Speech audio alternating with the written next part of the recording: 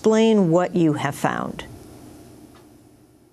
Well, as you've said, we found a sharp rise in the number of people getting killed defending their rights to land and the environment, people like José da Silva and his wife. And what we found is, and what's perhaps most worrying, is we really feel that this could be just the tip of the iceberg in terms of the scale of the real problem. Information about what's happening to activists, like we just saw, is very hard to come by and even harder to verify. On the back of that, there seemed to be an enormous level of impunity attached to this problem. So whilst the vast majority of killings, there's almost nothing known about the perpetrator and who was behind it. And we've seen just 1% of cases in our analysis has seen a conviction, so the person has actually been brought to justice. We think that this kind of level of impunity obviously has a knock-on effect in terms of silencing further dissent, and those who would protect the environment are being killed in ever greater numbers when really they should be being protected as heroes. Let's turn to a clip from the documentary A Fierce Green Fire. We'll hear from Brazilian rubber tapper union organizer Chico Mendes, who formed a workers' union that fought to preserve the rainforest from cattle ranching and logging. This is part of the film that's narrated by the Chilean novelist Isabel Allende. It was only 1975, when the ranchers arrived, that I joined the union and cut less rubber.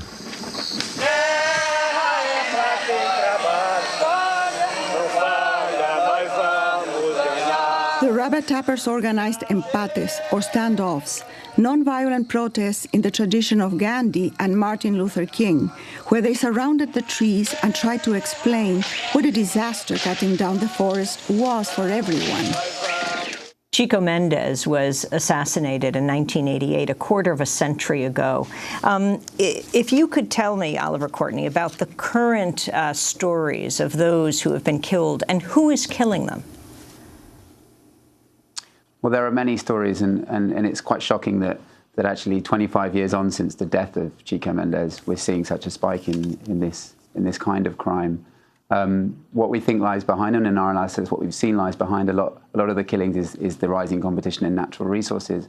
And it needs to be pointed out that the vast majority of the killings that we've come across do involve people who are resisting the operations of companies, and often foreign companies, whether or not they are logging companies, agribusiness companies carrying out land grabs, mining companies. They're often ordinary people who are resisting these operations. As I've said, it's very difficult often to pinpoint the exact perpetrator.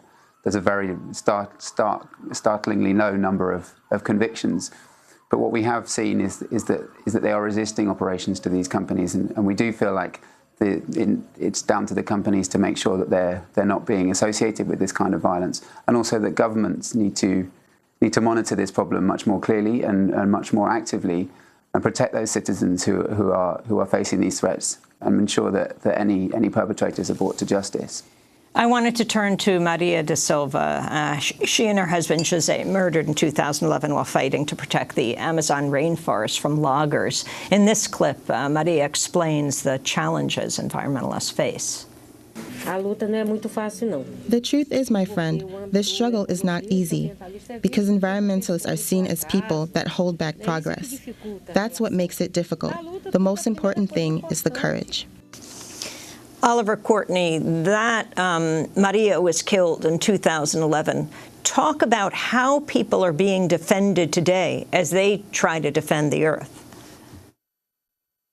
Well, our analysis is that there is very little protection for those kind of activists.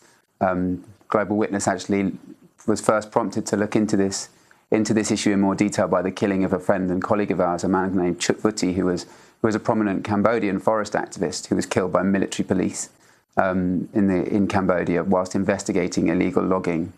To date, his case has been dropped by a provincial court. His family haven't seen justice.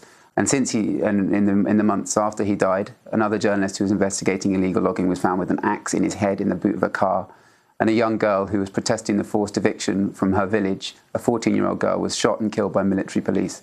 So there really is very little protection for these people. They are often operating and protesting in remote and often very risky areas, and coming into contact with some very powerful and well-connected vested interests. We really feel it comes down to governments and companies to make sure that this problem is being monitored much better, and that crimes where they are found are prosecuted. That would send out a message that those who protect the environment will also be protected. Oliver, can you talk about João Luís Teles Penetra?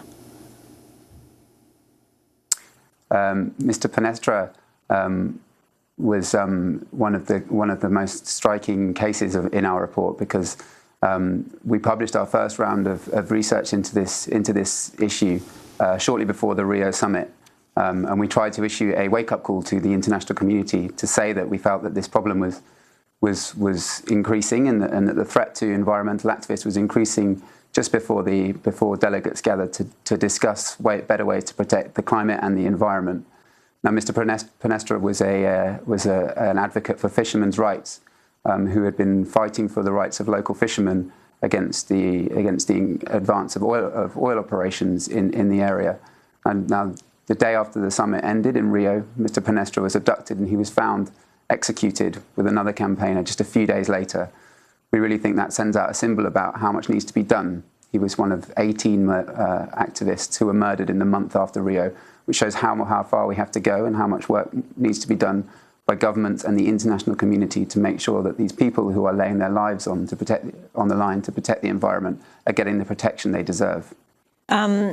I want to go out with the voices of these forest heroes. In 2012, the United Nations posthumously recognized Maria and José da Silva as forest heroes, the couple murdered in 2011 while fighting to protect the rainforest. Maria's sister, Laísa Santos Sampio, received the award on their behalf. We'll end with her words.